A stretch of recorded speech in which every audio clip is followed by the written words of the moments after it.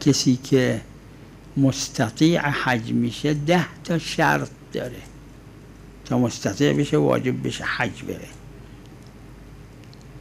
یکیش خلو و سرب یعنی راه امن باشه.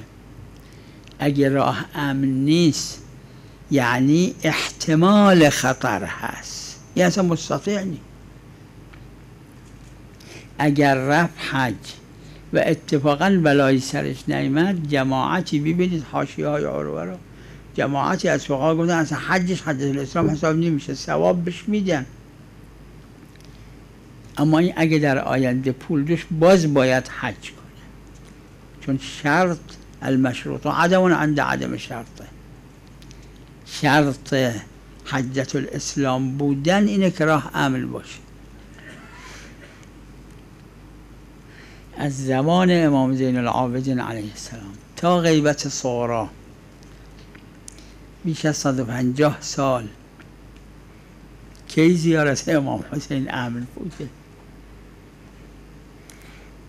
ائمه یه جا گفتن خلو و سرب نیست توی حجه، که روایات هم داره،